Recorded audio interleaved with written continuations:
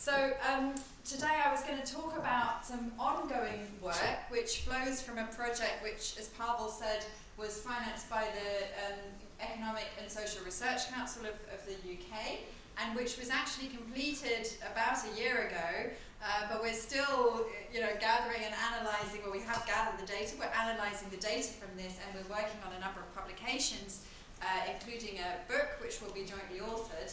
And the project was a comparative study of how different countries in Europe have monitored and produced knowledge on unauthorised or irregular residents in their countries. So not border crossing and irregular flows, but the population resident in different European countries. And we were comparing Germany and the UK, but also France. Today I'm going to talk about Germany and the UK. Because this flows very nicely from a paper which is under submission at the moment, but a paper which I co-authored with my colleague Elisabeth Barnhoop, who was a postdoctoral researcher on the project and is now based at the Max Planck Institute for Study of Diversity in Göttingen.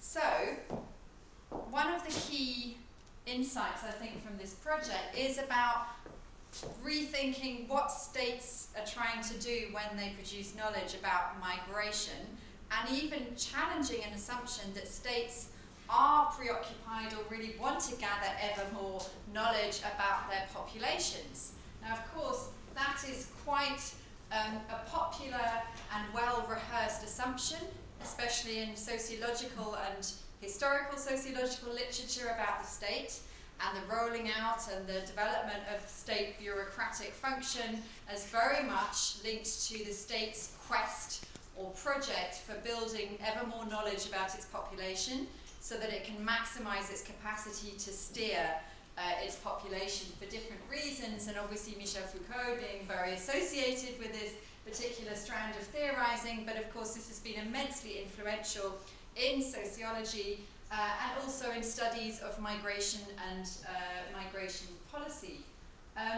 So we start off with that backdrop of this expectation about the state as trying to enhance its surveillance and knowledge of its populations. But my sense over many years has been, and this is in large part based on my analysis of the Home Office, I almost see as a kind of, almost like an old friend by now, although I don't hold it in a huge amount of reverence. But my observation empirically that the Home Office is either very bad at maximising knowledge or perhaps doesn't want to maximise knowledge of its population. And so I wanted to part of the rationale for this project was I wanted to explore more systematically my sense over many years of researching UK immigration policy that states don't always want to know. And I thought if I look at Germany, which is traditionally seen as a sort of classic case of a much more efficiently functioning and a state able to control and exercise internal control of its irregular population, then in fact that would be a kind of give it a more robust basis, so that comparative dimension. Perhaps the UK is just an outlier. Perhaps we have a particularly inept bureaucracy in relation to internal control, partly because of the lack of infrastructure for internal control in that country. And then as a third case, we decided to look at France. So I have a historian colleague in Edinburgh who specialises in contemporary France and state building. So he was a collaborator on this project. So through this research, I mean, just to give you some sort of headline insights, I think we really did find that this expectation about the state as maximising knowledge neglected some very important areas and instances of the state actually omitting to produce knowledge, overlooking social problems related to unauthorised migration, and even perpetuating ignorance of those populations. And so we explore those ideas in part through the lens of strategic ignorance. This is a concept which has emerged over the last 5 or so years in sociology. There's a sociology of ignorance now, agnotology, as it might also be termed, and that we look at that in relation to obviously unauthorised migrants, in this case for this presentation in the UK and Germany. So what is state ignorance? So what we can't define as ignorance is that which is not known. So a kind of typical move might be to say, well, we have stuff we know and stuff we don't know, and the stuff we don't know is ignorance. That doesn't really work, because any observation involves selection, and there will always be a possibly infinite range of social operations or phenomena which we're not observing at any particular point in time. So it doesn't really make sense to think of ignorance as the opposite of knowledge or the negation of knowledge. What we need to think about is a discrepancy between that which is known, in our case by the public authorities, so the officials, but also the politicians who are dealing or mandated to deal with immigration issues, and that which they might reasonably be expected to know. So the type of things they might reasonably be expected to know are those aspects of social problems which are seen as appropriate for state intervention to remedy. So we're talking about things which are constructed as social problems and which it's expected that the state will know about, because we assume that the state should be intervening or acting to address those social problems. So it's not everything. It's those things which are constructed as amenable to and appropriate for political intervention. Now, going beyond this first aspect of the definition, what might states be reasonably expected to know?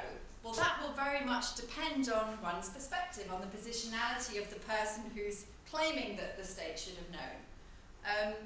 If you're a media reporter, let's say a newspaper reporter who is keen to expose transgressions or failings of the state, you might be particularly exacting or critical if it's revealed that the state didn't know certain features of social problems, so you might be particularly exacting about what the state might reasonably have known. If you're a political opposition party, again, you might be very critical and very demanding about what you think the state might have been expected to know, and you might obviously use that kind of exposure of state ignorance for political reasons. Contrast that to if you're an immigration official working in a department dealing with immigration, you might be much more pragmatic about what you might feasibly know about unauthorised migrants, and you might actually be quite ready to acknowledge that the state can't know everything and that there are things that you wouldn't know. So really this construction of ignorance, that which might reasonably have been expected to have been known or expected to know at the moment, really depends on the positionality of the observer. Now, we'd also say that instances of ignorance can also be attributed retrospectively. So it might be at the time, nobody's aware of a particular social problem, nobody's constructing it as something that the state should have known about, but then a focusing event or a particular episode or maybe CMR research report identifies an aspect of immigration or a social problem that it thinks is relevant to political action, and then retrospectively the media or political actors or academics accuse the state of not having known something at the time that it should have known. So quite often that ascription of ignorance, of state ignorance, is something which is retrospectively or retroactively attributed to the state. Now, what type, here we start thinking about, what in a sense are the reasons why states might perpetuate or allow ignorance to persist. Now, the literature on strategic ignorance is very much premised on this idea that there's a gap between what the state claims to be doing and what it's really doing.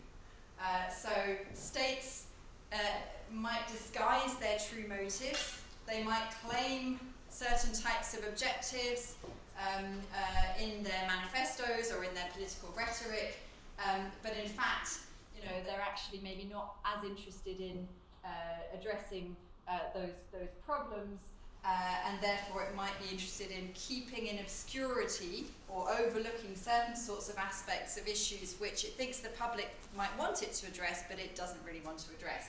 So you can imagine that that kind of approach, the idea of strategic ignorance, is reliant on a theory of politics which is similar to a kind of vested interests or elite theory of politics, where the true motivations of politicians is different from what their claimed motivations are, so they present a different image to the public.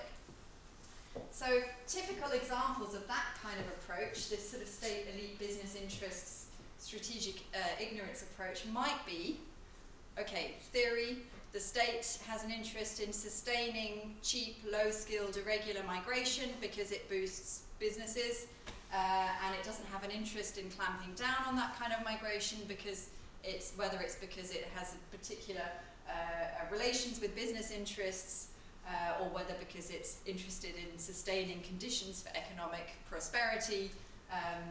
So that would be an example of strategic ignorance, where the state sort of keeps that issue in obscurity because it doesn't want the public to start demanding it does something about it. I find that a rather crude approach to theorizing politics.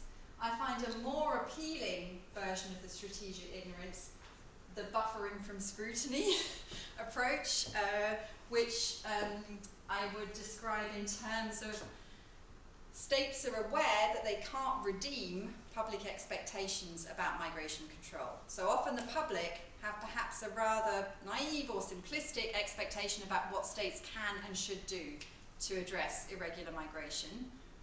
But if you're an official, again, let's come back to these officials working in the Ministry of Migration or the Home Interior Ministry or whatever, you're aware that states can't deliver those more stringent forms of control, whether because it would violate human rights or because it would transgress international treaty or whatever. And therefore, you'd rather protect yourself from that public scrutiny by keeping those issues in obscurity. So it's not that you've got these kind of secret interests which you're not revealing to your public, it's more that with your operational knowledge, you know that it's just not practical to implement really stringent control, and therefore you'd rather be protected from the public knowing too much about your failures, let's put it that way. So those are two types of strategic ignorance. There's also another type of ignorance which I think is interesting to explore, and that's what I call ignorance by omission. So this is this idea that, in a sense, borrowed from bounded rationality theories. So this is the idea that officials in public administration, or any individual, has finite attention. There are only so many issues we can deal with at one point in time. Organisations have limited resources. If the political priority, say, is to address asylum, or if the political priority is to address, I don't know, counter-terrorism, then you're not going to put resources into something like addressing unauthorised migration because it's just not the priority in your organisation. You don't have enough people, you don't have enough money to address it. But then other actors might identify that as an oversight, as an instance of ignorance. And that again might be in retrospect. So it might simply, it's not necessarily a kind of strategy of ignorance, but it's ignorance almost by default, just because you haven't invested the resources in looking at that particular area. And then at some point somebody calls you out for that and says, you know, this is an area that the state should have been looking at and wasn't looked at, and that's identified as an area of ignorance. So this is a kind of framework for us to help us think about what ignorance is and why it might occur. So then the next question is, how do states handle ignorance? So ignorance is an awkward condition for states to find themselves in, and that's partly because we have quite strong norms and expectations about states' epistemic authority. So we have expectations about the state as, in a sense, having almost a privileged access to knowledge and to expert knowledge about its population, and that is part of its basis for legitimacy. And we find that perhaps more strongly in the case of some continental states like the German state, France to some extent as well. I would assume that Poland was also in that category, where the tradition of state building has been very much entwined with an emerging bureaucratic capacity to control and know the population.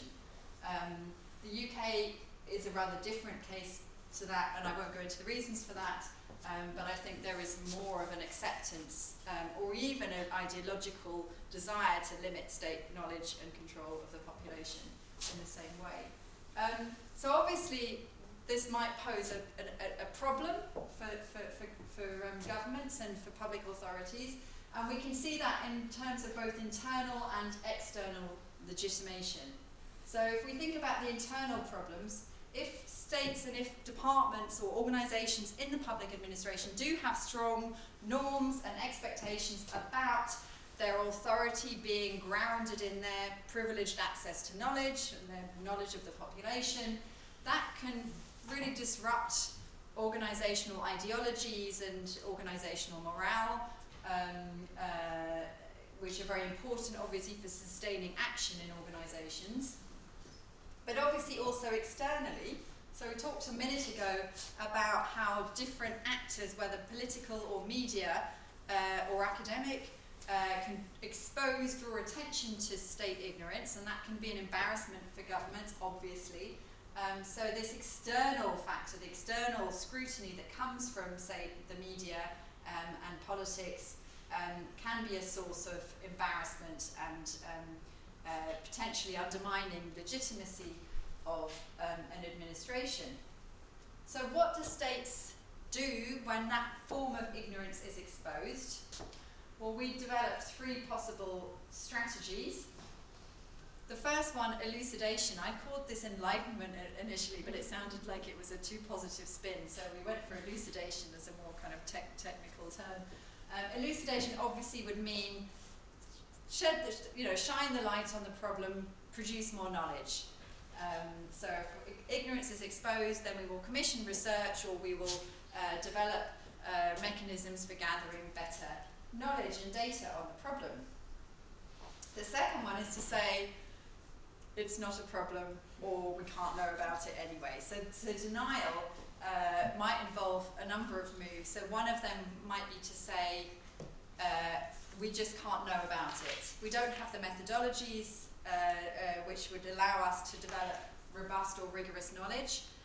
So we kind of reject claims, and if we think about that example of unauthorized migration, you will probably be aware as migration researchers of the various attempts that researchers have made to try to estimate the irregular population in different countries. So a strategy of denial would be to say, that's nonsense, you don't have a robust methodology for this, we just can't know.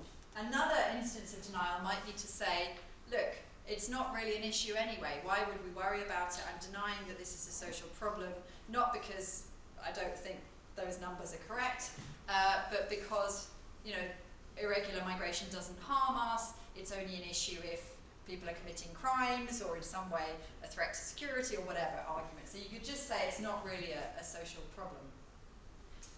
The third type of approach, really I think the most interesting one, is what we called resignation. And initially I wanted to call this fatalism, but again it sounded a bit too emotionally charged. Resignation is where on the one hand you accept that it is a problem, but at the same time you know that practically you can't really address it.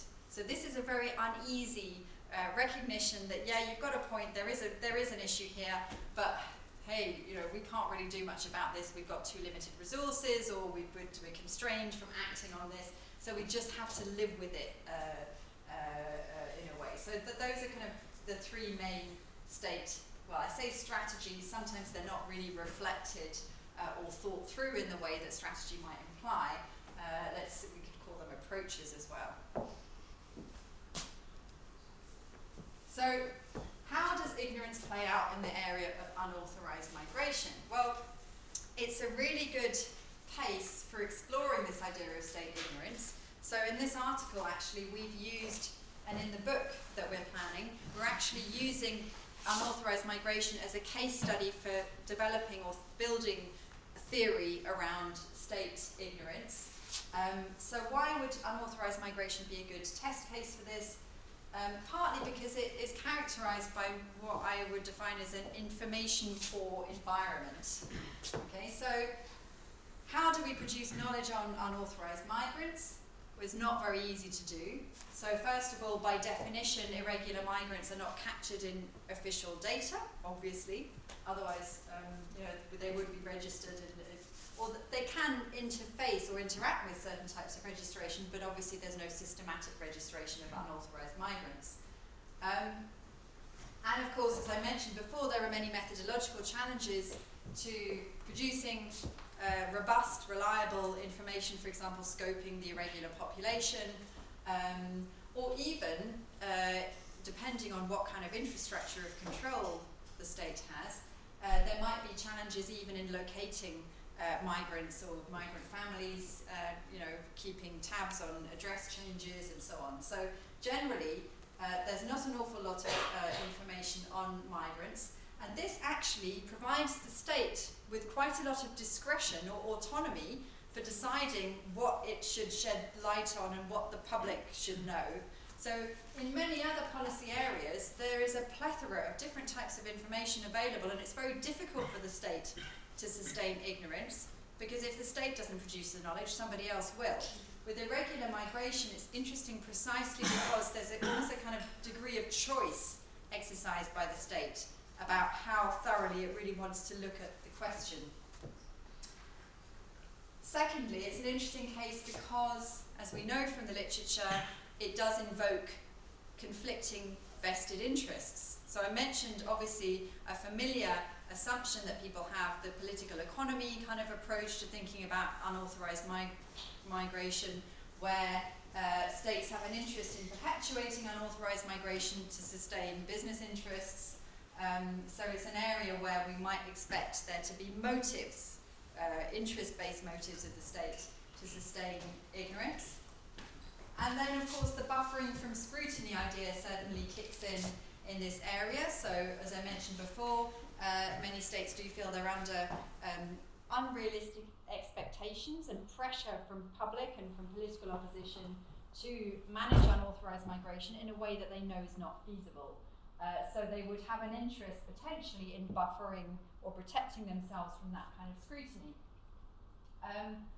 And we also know, of course, that opposition parties and the media have, in many national contexts, tried to expose states and to create a scandal from the fact that they are not controlling migration adequately. So all of these factors make this area ripe for instances of state ignorance. So this is why it's a kind of interesting case to explore.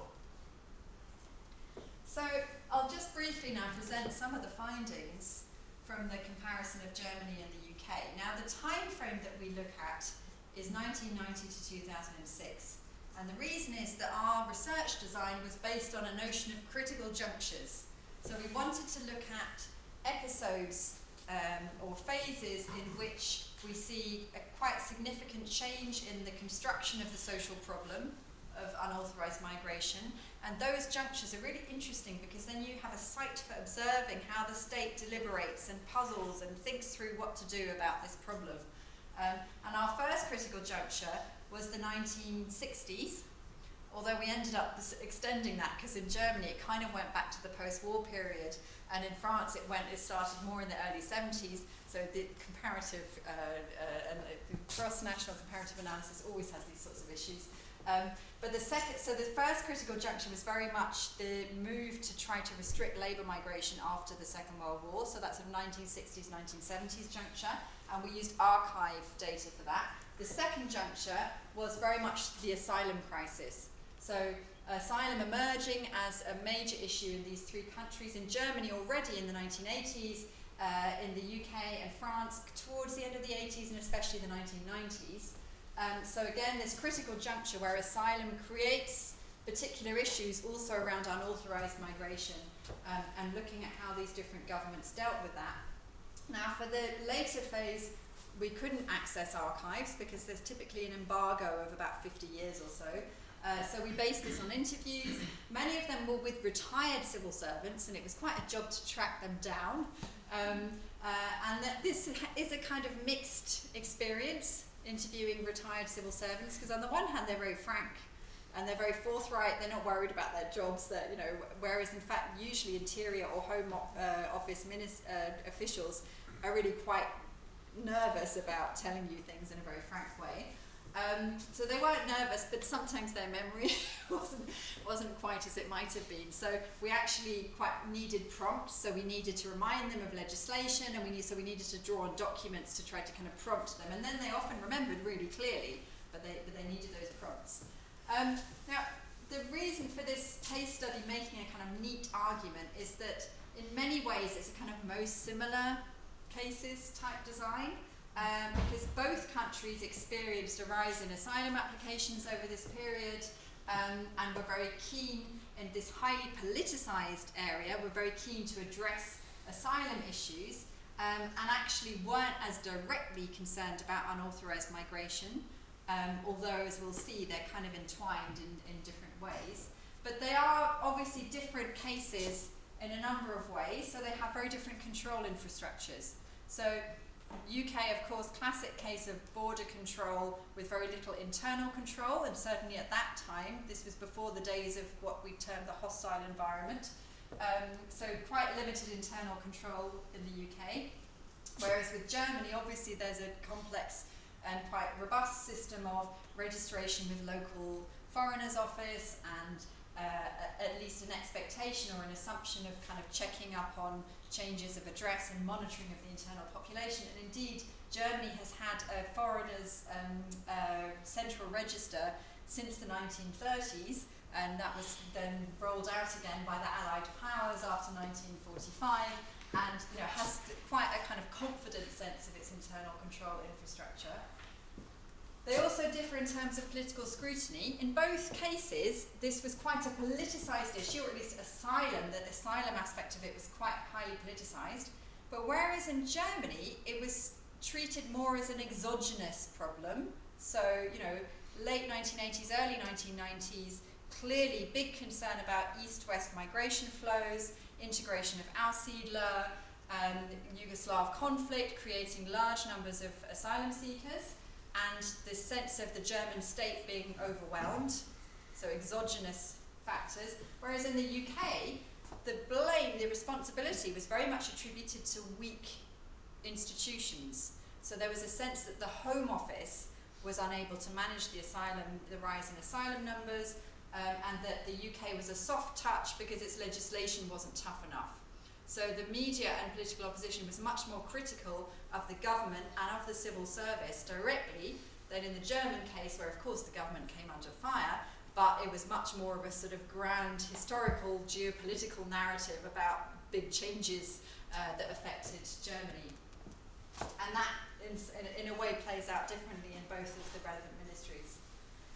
Thirdly, we have different bureaucratic cultures in the two countries, and just to simplify, Germany is very much associated with a bureaucratic culture which values legalistic and expert knowledge, and whether or not it uses that knowledge or uses expert knowledge in practice is something I've written a lot on, not so much, but at least in terms of its in a sense, its bureaucratic culture, it certainly puts a lot of store and invests a lot of symbolic authority in expert knowledge. So you would expect the German state to be much more, let's say, embarrassed or kind of compromised by the idea that it doesn't know. Whereas the UK Home Office, I would say, is a much more pragmatic organisation, which is perhaps more easily reconciled with its lack of expert knowledge, and sees its role as more entrepreneurial and perhaps ad hoc, I might say, rather than having a systematic role. So, as I said, interviews was the main methodology, so 56 interviews, and I mentioned that I collaborated on this with Elisabeth Barnhoop, who was conducting the interviews for the German case. So, what did we find? Well, in the UK, there was this politically driven focus on asylum, and the Labour government even set targets in relation to asylum, and those targets really served to focus the attention of the Home Office on asylum as as an issue. So they were keen to reduce the number of asylum applications, they were keen to remove ever higher numbers of failed asylum seekers back to their countries of origin, and that really drove attention in the Home Office. And that meant that irregular migration was not a focus of attention in the same way. So we kind of have this instance of ignorance by omission. It just wasn't the operational priority of the Home Office.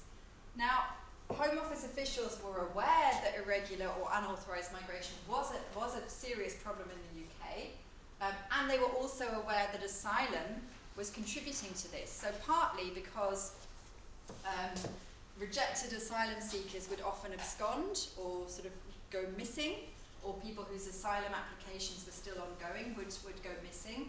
And as the UK government made asylum measures stricter, that increased the incentive of people to abscond or to withdraw from the asylum process. So they were aware that even as they toughened asylum measures, that would create a larger pool of unauthorised migrants. So the predominant approach, though, that we find in the UK is one of, I should have changed that to resignation, I've still got fatalism there, was a strategy of resignation. So UK officials were much more prepared, certainly than their German counterparts, to acknowledge that there was a widespread problem of unauthorised migration. As this official says, we were much more prepared to accept that in practice people broke rules, but that they couldn't address it, they couldn't follow up every case. You can't detain everybody, you impose conditions on people who report and so on and so forth, and if they abscond, you've got to go out and find them. That's difficult and very resource consuming, so there's this sense that there's finite resources, we can't go after everybody, that's just the way it is. So that's resignation. We know it's a social problem, but we can't really address it. But also elements of denial. So first of all, there was this skepticism about the estimates. Various estimates were made, but we weren't able to say how many people were in the country, who weren't entitled to be here. It doesn't mean they were doing harm. So this is also denial that it's a social problem. Maybe they're not harmful. They might have been hugely beneficial to the economy. So for the Home Office, this isn't really an operational priority. You know, they're contributing. So why is this a problem? And then there's this curious tendency to deny that ignorance itself is a problem. So as this official said, the more you can make the bluff work, i.e. kind of deterrent measures, the more people will say, okay, enough is enough, I've made my decision, I realise I've got to go, I will. So the Home Office's view was, if we signal a restrictive approach, we use bluff, as he called it, then that will work in deterring people, or people will go home. So we don't even need to know about the population. We just need to signal that we're being restrictive, and then that will alter their motivation and incentive structure. And that's a really typical narrative in the Home Office, this idea that deterrence is all, you don't really need to know the population, you just signal that you're being restrictive, and then they will go. However, there were risks in this strategy. So the Home Office would have been quite happy carrying on with the bluff and with the kind of, well, we know that we can't follow everyone up and it's not really such a big problem anyway. Probably would have been quite content with that approach, but there were a couple of focusing events which surfaced over this period, and the most significant one was the foreign national offenders crisis in 2005. So what happened in this incident was that through a series of select parliamentary committee hearings, it was revealed that Home Office officials had released a number of prisoners who'd served their sentence for different crimes, some small, some quite significant, and hadn't considered them for deportation. So they hadn't passed on the data to the people in charge of removals, and so there were former criminals or convicted people at large in the UK who might have been murderers or rapists or whatever. So this was a big scandal in the UK. And in the process of this series of select committee hearings, Home Office officials actually admitted frankly to the committee that more generally, they didn't know where irregular migrants lived, they didn't have tabs, they didn't know what the scale of irregular migration was, and there was a big scandal about this. It was a real sort of focusing event for revealing state ignorance of this issue. And what I find intriguing about this issue is this discrepancy, and we were discussing this in the workshop this morning, this discrepancy between the operational prism for this issue, which is, why is this such a big deal? They're foreign, but they're just as, the risk assessment is the same whether they were British or non-British nationals, but the political spectrum is because they're foreigners. Somehow this is particularly scandalous that the Home Office didn't keep tabs on them. But also this sense of relief, which I found in some of my interviews, where people said, we're really glad that this, in a sense, we came clean about this issue. So the head of removals, or the head of enforcement in the Home Office, had basically come in front of this committee and said, look, I don't have a clue how many irregular migrants there are in the UK, and this was a huge scandal. But this official said, look, there's a lot of truth in that. He didn't necessarily know, and we still don't know really. I mean, we do this counting and produce this net migration figure, but we don't have full control, so we don't really know. It's interesting, we don't have full control, so we don't know. So what we can't control, we don't know. They very much saw it that way around. So in summary, we have this kind of resignation to the problem, but this anxiety that if they keep it under the carpet, if they keep a lid on the problem, that there will be these focusing events where their ignorance is exposed and then scandalized by politics and the media. So turning now to Germany, so in some ways very similar situation, but obviously much higher numbers of asylum seekers in the late 80s and early 1990s. And the political focus was very much on asylum, as I'm sure many of you know, and the Geduldete, so those who were tolerated. And that was a sort of murky, or still is, in-between status where you're not formally recognised as a refugee, but for whatever reasons you can't be returned to your home country or transit country. There was a lot of attention on that particular group. Again, although the Germans didn't have targets in the way that the UK did, but this was much more observable because there were data, there were statistics on the number of asylum seekers and the number of Geduldete. So obviously kind of numbers is this sort of focus of political attention. And there was this political pressure, but as I noted before, it wasn't focused on the administration as such. And that's partly for the reasons I mentioned before, that it was seen in a broader geopolitical context of major events creating this particular pressure on Germany at that period, but also because of multi-level governance, so MLG, which means that competence for addressing unauthorised migration is shared by the central ministry, but also different lender have a role in this. So it's more difficult for the media to pinpoint a particular culprit in the way that in the UK the Home Office is very much the culprit. And of course, as you know, a lot of the debate was about the constitutional question about Germany's historically generous provisions on asylum and whether the constitution should be changed, which again, as you know, it was. So it's a slightly different type of political pressure and not as directly targeted at the public administration. But as with the UK, the administration were aware of a wider problem of the sans-papiers, as they called them, so not the Geduldete, but the people who just didn't feature at all or weren't picked up at all by German registration systems. And again, we start off by talking about denial as one strategy.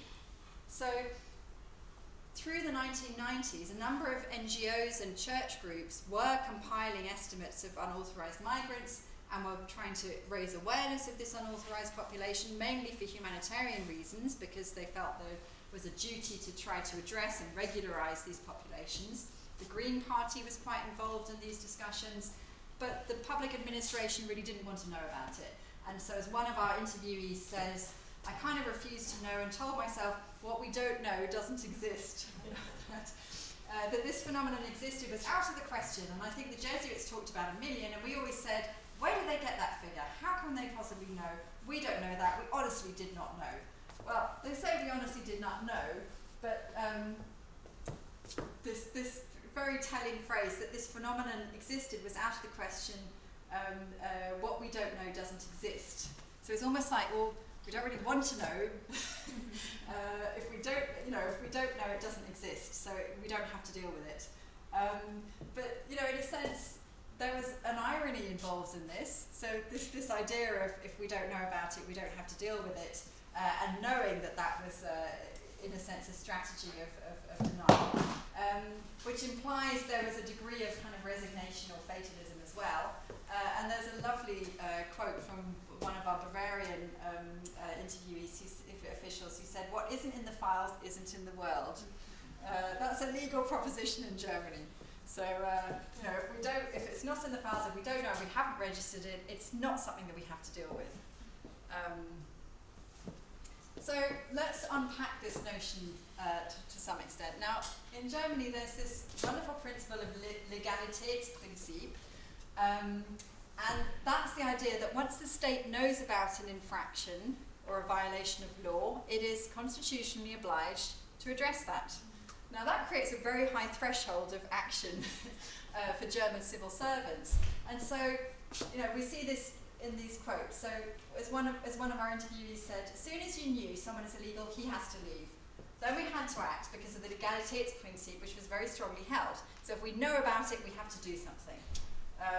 Or as another one said, I always said, guys, whoever's illegal has to leave the country. The state cannot be schizophrenic. State organisations who have to organise the removal and deportation of migrants have to be informed by other state organisations so that the state can act in a logical, coherent way. So this is not cliches about German bureaucracy, okay? We should not reward those who violate our immigration laws. Whoever is illegal has to leave the country. So you see, this Legality Principle strongly drives bureaucratic cultures.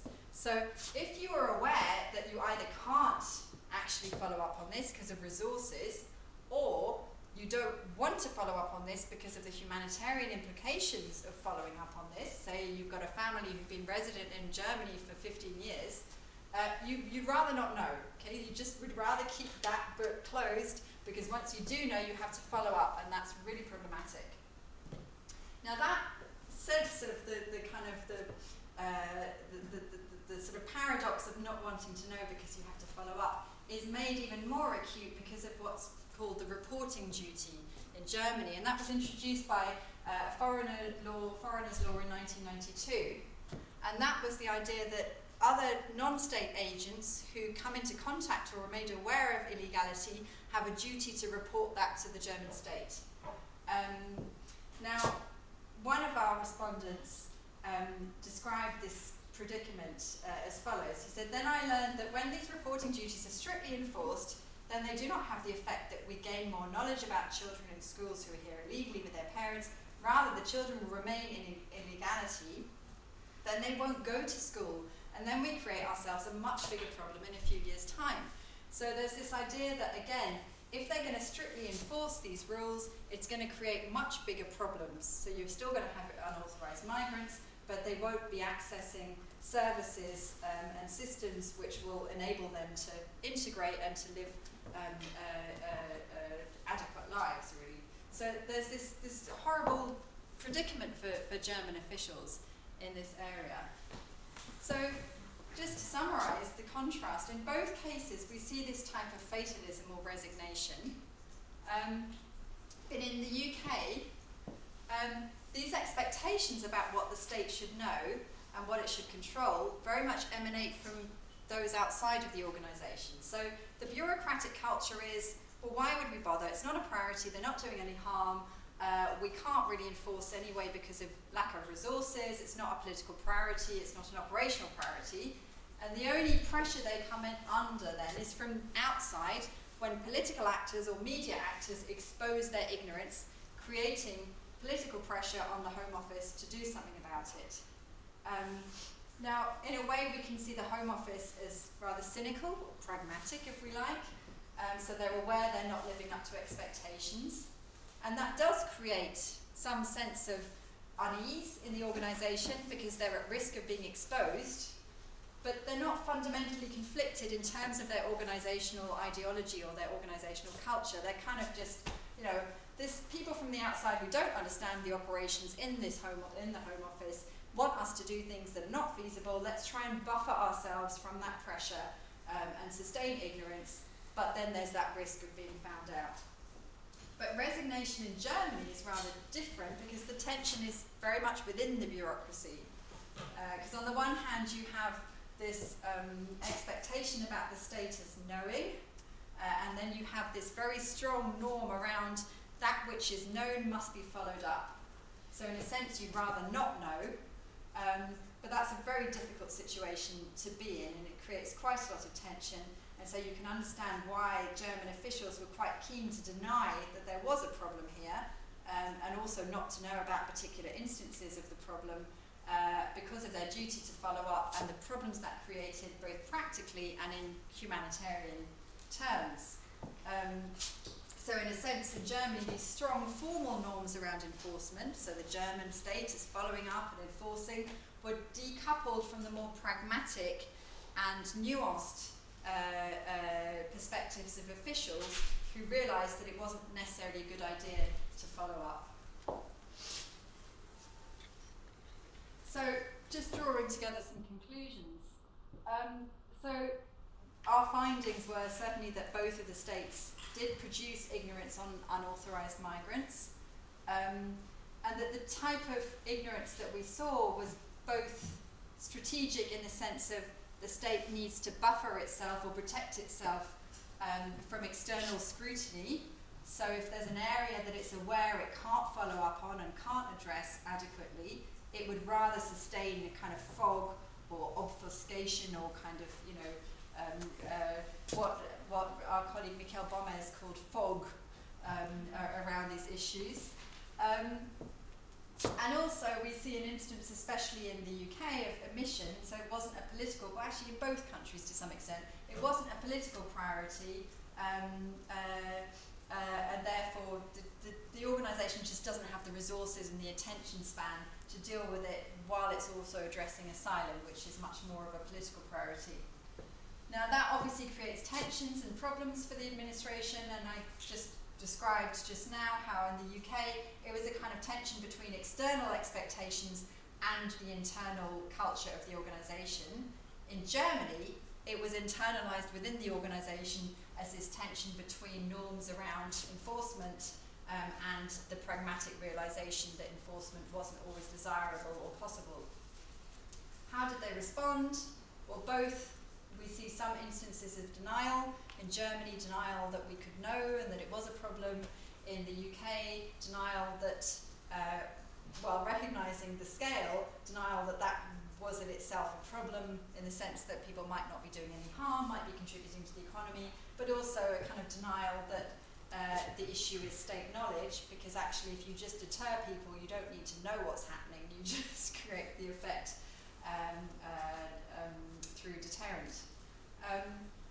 But in fact, in both cases, this concept of fatalism or resignation was the predominant strategy. So officials are not stupid. They very much knew that this was an issue, that unauthorised migration was an issue in both countries, but they were also aware of the constraints to enforcing or to implementing measures to address it.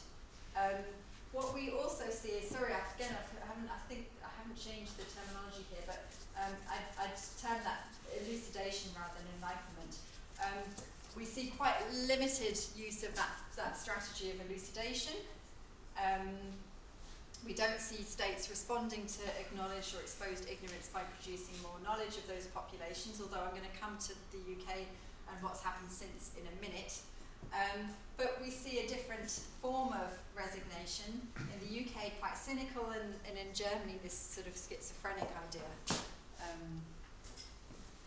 So what implications do these findings have for theories of states and knowledge? So we started off with this claim about states as seeking to expand their knowledge of their population, as trying to roll out surveillance and produce ever more knowledge of their population so they can steer them better. Now what these cases suggest is that states might actually avoid producing knowledge of social issues that they are pessimistic that they can control. So if they don't think they can control and respond to public expectations about how they should intervene to solve a problem, then they might rather keep that obscure. And that in turn, although there's probably a kind of big step to take based on small case studies, but it does suggest that states are not fundamentally driven by a desire for ever more control and steering capacity, but that they're more driven by legitimacy. So they're much more concerned about how their publics and other audiences are perceiving their capacity to deal with the question than their actual capacity to deal with the question, if that's clear. So they're more exposed about the exposure of ignorance by political opposition or by media, which will expose them and undermine their legitimacy, than they are by the actual fact that they don't know about these populations. And that again resonates with some of the discussions we were having this morning. So the concern about control flows from their concern about legitimacy. Now I just want to conclude with an epilogue on the UK case, because it's actually evolved quite a lot since then, and especially since 2010, the UK government has been rolling out what it itself has actually termed a hostile environment for irregular migrants. So what it's been doing is, not through fundamentally altering control infrastructures in terms of the state's capacity to monitor, but by outsourcing control to a number of other organisations implicated in providing services for migrants. So obviously, we all know about employer sanctions, and they've been going since the 70s, and a number of states have used employers as a kind of gatekeeping function. But in the UK, this is now extended to universities, where universities have to check and monitor foreign students. Extends to banks, which have more stringent monitoring of people opening a bank account. It extends to landlords in England and Wales anyway, who have sort of obligations to check on the legal status of people renting. So the idea, and they've tried to extend it to hospitals and schools, always very controversial. I'd be interested to hear about the Polish case.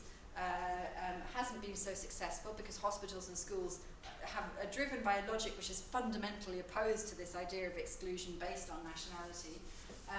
Anyway, so they've had this kind of project of outsourcing enforcement and migration control. And interestingly, this actually obviates the need for knowledge. Again, so it's a bit like this bluff idea. But if you have other actors who are deterring or gatekeeping and denying access to your social systems, then you as a state don't actually need that knowledge yourself because you're not enforcing, you're relying on others to enforce. So in that way, it kind of circumvents the problem of ignorance. It doesn't really matter if the state's ignorant, as long as these other organisations or systems are doing your work for you. But, I don't know if any of you heard of the Windrush scandal. So this was the realisation that the Home Office had been systematically deporting people who had arrived from Commonwealth countries after 1971, or hadn't had their documents regularised after the legislation in 1971, which limited entry rights into the UK. And the problem here was that when that legislation was made, there was no hostile environment, so people who didn't have a regular status continued to access education, employment and so on without needing a British passport. But once the hostile environment kicked in, they were then exposed, when they tried to access those services, as not having the relevant documentation. And because the Home Office hadn't kept systematic records of decisions made back in the 60s and 70s, these people were left vulnerable and exposed and excluded from the British state in a way which really created a very dramatic scandal. In a sense, what that suggests is, if you rely on that kind of outsourcing of control, rather than having a rigorous state-led registration system and monitoring system, what you expose people to is coming into contact with different systems later in their life course, at a point when they're most vulnerable, i.e. they need their kids to go to school, they need health treatment, they need to claim a pension, and at those points it's much more problematic for the states to actually then define somebody as irregular and deport that person. So paradoxically, while the UK has long been ideologically committed to a more liberal approach, the outsourcing approach actually creates the worst of both worlds, whereby you do identify irregular migrants, but not up front, but much further on in their life course when they're most vulnerable and have been resident for a longer period of time. And I end with a note of caution, which is that many people have, of course, drawn the link and thought about the lessons learned in relation to EU and EEA nationals in the UK now. And we now have a settlement scheme whereby EU nationals are allowed to register for permanent residence in the UK, but we know that there were many people who won't be able to, and there will be vulnerable people who don't access that, and we fear something like another Windrush scandal. So that was just an epilogue to update on the UK case. Yeah. So, good for questions.